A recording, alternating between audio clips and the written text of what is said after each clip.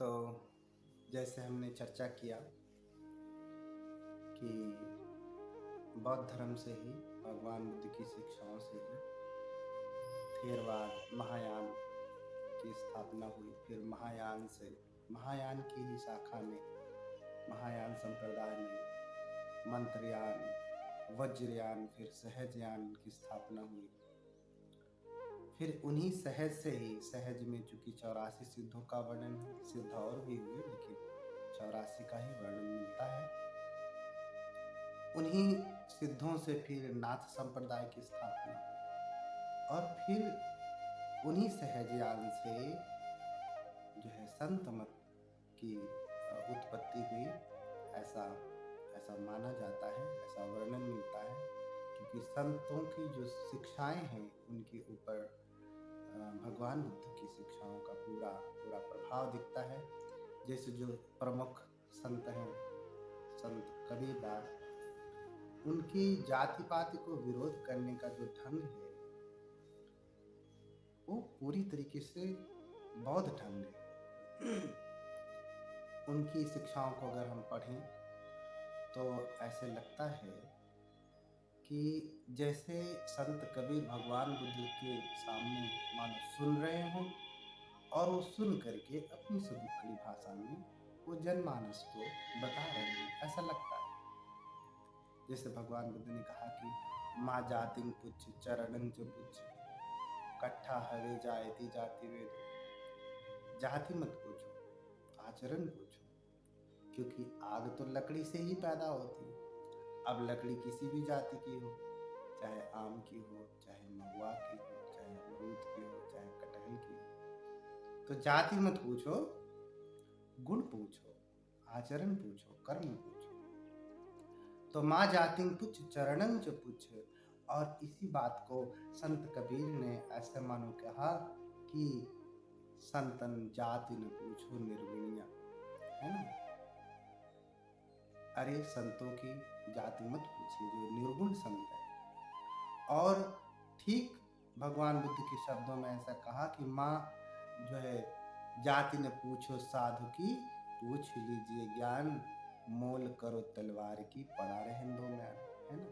तो संतों की जाति मत पूछिए, उनका ज्ञान पूछिए, उनका आचरण पूछिए। तो आदमी तलवार खरीदने जाता है, म्यान थोड़ी ना खरीदता है, म्यान तो अपने आप उसके साथ मिलती है। तो ऐसे लगता है कि संत कबीर मानो भगवान से सुन रहे हो और अपनी सदुक्कड़ी भाषा में ऐसा कह दे रहे हो।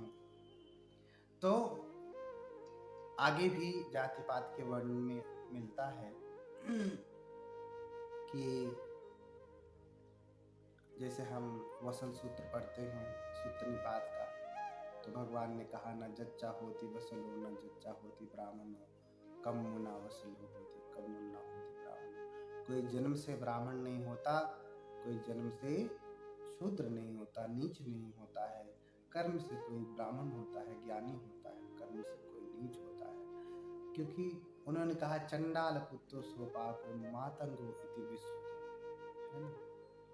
जो चांडाल मतलब नीच जाति में सोपाक नाम का जो व्यक्ति हुआ, सुप्पी सोपाक की कथा बड़ी प्रसिद्ध है।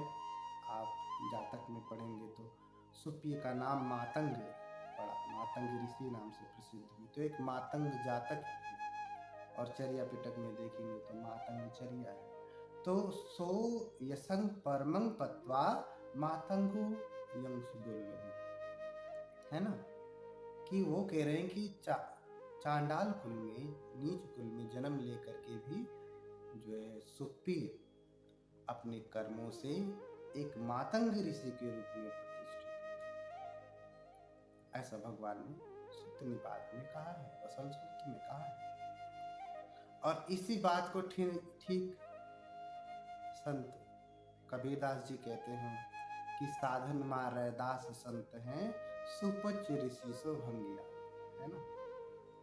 देखिए कह रहे हैं कि साधना में अगर कोई ऋषि है, कोई संत है, तो वो संत रैदास है, उनके जैसा कोई संत नहीं।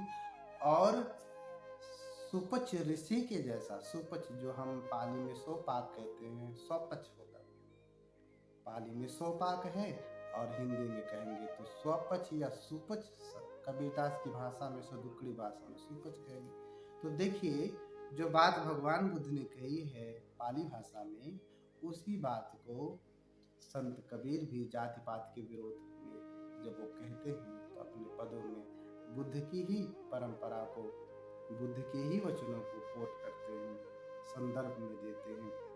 तो इस प्रकार से हम देखते हैं कि बुद्ध की वाणी में और संत कबीर की वाणी में कुछ विशेष अंतर नहीं, दोनों की शिक्षाएं एक जैसे से मिलती हुई दिखती हैं। तो आगे भी भगवान ने जाति पात का बहुत खंडन किया है। शायद ही बुद्ध जैसा कोई जाति पात के विरोध में कहा हो, और बुद्ध के बाद जाति पात के विरोध में किसी ने और ठीक तरीके से कहा है तो संत कबीरदास ने कहा है, संत रविदास जी ने कहा है। तो संत कबीर भी बुद्ध की बात को कह रहे हैं। जैसे भगवान बुद्ध ने कहा कि न तमहं ब्राह्मणं ब्रूमि योनि जन्मत्ति संभव, है ना।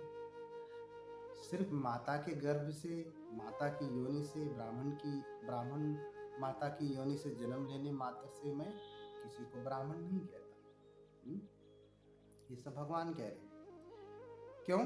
क्योंकि जब ब्राह्मण की जो माता है वो भी प्रसव करती हैं, वो भी बच्चे को दूध पिलाती हैं, उनके भी बच्चे जब प्रसव करते हैं तो उसी योनि से बाहर आते हैं। और संत कबीरदास भी इसी बात को कहते हैं कि जो है कोई जन्म से ब्राह्मण नहीं होता, कर्म से ब्राह्मण होता है, जो है इसीलिए संत कबीरदास ने कहा कि तुम कत ब्राह्मण हम कत सूत, तुम कत लोहू हम कत दूध। हाँ, कि तुम कैसे ब्राह्मण हो, हम कैसे शूद्र हैं, क्या तुम्हारे भीतर खून है, हमारे भीतर दूध भरा है? ऐसा तो नहीं है, है ना। और अगर तू सच में ब्राह्मण है, श्रेष्ठ है अन्य जातियों से, तो जो ब्राह्मण तू ब्राह्मणी जाया, आन बाट होए काहे ना आया। अगर तू सच में ब्राह्मण है तो शूद्र माता की गर्भ से जन्म लेते हैं, माता की योनि से ही बाहर आते हैं, स्त्री की योनि से बाहर आते हैं। तो तुम श्रेष्ठ हो तो तुम भी तो योनि से ही बाहर आए हो, किसी दूसरे रास्ते से क्यों नहीं आए अगर श्रेष्ठ हो तो इसी प्रकार से जो है संत कबीरदास ने बुद्ध की वाणी को ठीक ठीक वैसे ही कहा है जैसा बुद्ध ने कहा है। भगवान बुद्ध, अगर हम निदान पढ़ते हैं तो उदान में इसका वर्णन मिलता है कि भगवान ने कहा कि जैसे बहुत सारी नदियां हैं, गंगा है, जमुना है, सरस्वती है, अचिरवती है, मही है, ये सारी नदियां आती हैं और समुद्र में मिल जाती हैं, अपने अस्तित्व को खो देती हैं। वहाँ न कोई गंगा है, न जमुना है, न कोई अचिरवती है, न कोई मही नदी है कि कोई बता सकता है कि ये गंगा नदी का पानी है, ये जमुना नदी का पानी है, ये अचिरवती का पानी है, ऐसा कोई नहीं बता सकता। तो सारी नदियाँ मिलती हैं समुद्र में, मिल करके अपने अस्तित्व को खो देती हैं। वहाँ न कोई गंगा होती है, न कोई जमुना होती है, न कोई अचिरवती होती है, सब सागर होता है। ऐसे ही भगवान बुद्ध के धर्म में जो आता है वहाँ पे कोई जाति नहीं होती, वहाँ न कोई ब्राह्मण होता है, न कोई क्षत्रिय होता है, न कोई वैश्य होता है, न कोई शूद्र होता है, सब मानव होते हैं, सब मानव होते हैं। इसी बात को संत कबीरदास ने देखी बिल्कुल ऐसे ही शब्द अपने शब्दों में, अपने सदुकड़ी भाषा में ऐसे ही कह दिया। हाँ, कहा कि जाति कुल लखन कोई भय सब गंगी, नदी नाले मिले गंगे कहलावे गंगे, है ना। कह रहे कि जाति कुल को कौन देखता है, जाति कुल की कोई बात नहीं करता। अरे नदी में नाले मिल जाते हैं तो क्या हो जाता है, उसको कोई नाला कहता है? नदी नाले मिले सब कहलावे गंगी। जितनी आज भी देखिए गंगा नदी में कितने सारे नाले बह करके, पूरा सीवर बह करके जाता है और सब मिल जाता है गंगा नदी में, तो क्या उसको कोई नाला कहता है कि नदी कहता है? कहलावे गंगी, वो सब गंगा कहलाता है ना। और फिर दरियाव दरिया जा समाने संग में संगी। आगे स्पष्ट कर दे रहे हैं कि नाले नदियां में गंगा में मिल रहे हैं तो गंगा हो जा रहे हैं, और फिर ये सारी नदियां गंगा हो चाहे जमुना हो जा करके दरिया में समुद्र में मिल करके ये क्या हो जा रही हैं, समुद्र हो जा रही हैं। वहां न कोई गंगा है न कोई जमुना है ना। अपने जाति को लखे न कोई, भय सब भृंगी।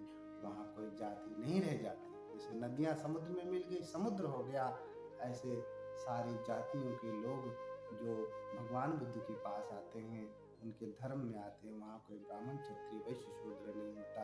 ऐसे ही संत कबीर की शिक्षाओं में, संत कबीर के शरण में जो आता है, वहाँ भी कोई ब्राह्मण, कोई क्षत्रिय, कोई वैश्य, कोई शूद्र नहीं होता।